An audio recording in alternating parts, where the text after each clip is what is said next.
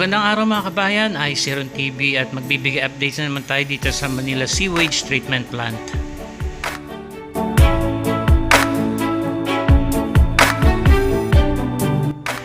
Ito yung wastewater treatment plant na pinamamahalaan ng Department of Environment and Natural Resources o DENR sa pangunguna ni Secretary Roy Cimatu. At ang workforce naman ay mula sa ahensya ng DPWH.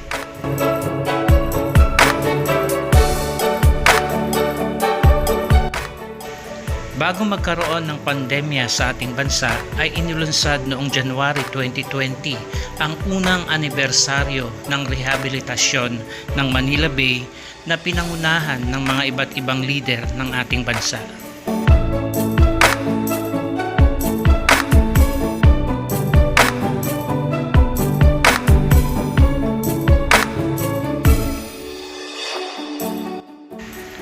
Itong pasilidad na ito ay may kakayahang mag-treat ng 500,000 liters of wastewater per day.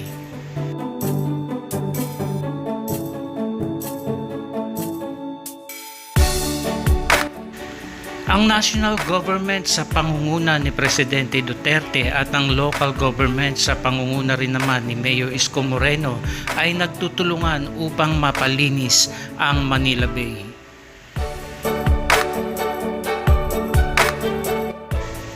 Araw-araw ang ginagawang paglilinis ng DPS Team Mandaragat sa Manila Bay. Naririyan din ang DPS QRT o ang mga estero rangers sa araw-araw na paglilinis sa ating estero sa pangunguna ni Mayor Isko Moreno.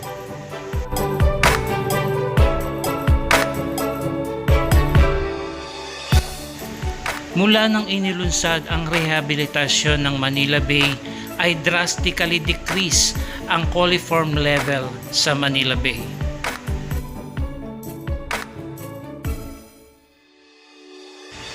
Sa Padre Paura outfall ay bumaba ang fecal coliform count mula sa 7.21 million mph per 100 ml ay bumaba ito ng 920,000 most probable number per 100 ml noong January 2020.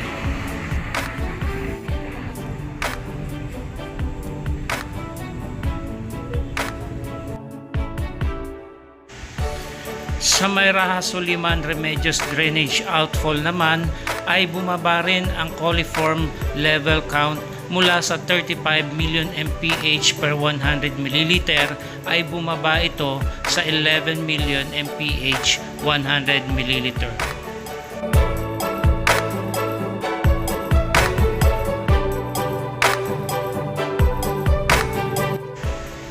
Ganon din ang pagbaba ng fecal coliform level sa may Manila Yacht Club outfall, naging 54 million mph per 100 ml na lamang mula sa 110 million mph per 100 ml noong January 2020.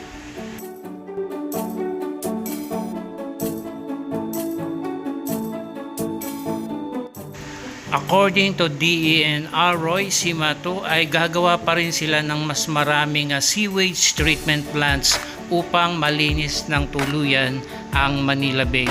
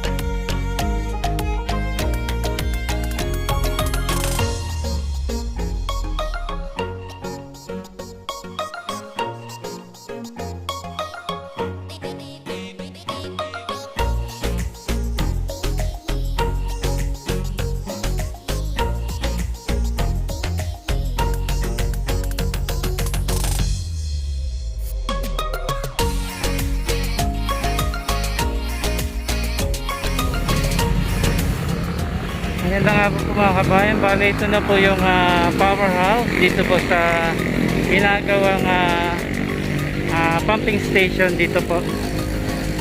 Yeah, meron pong pumping station dito, and then yung magsusupply ng power narito po. Yan po, nung nakaraan ay nakita pa po natin sa labas yung pinaka machine, at ngayon nga po pagbalik natin, ayan na po, na ipasok na po nila sa loob.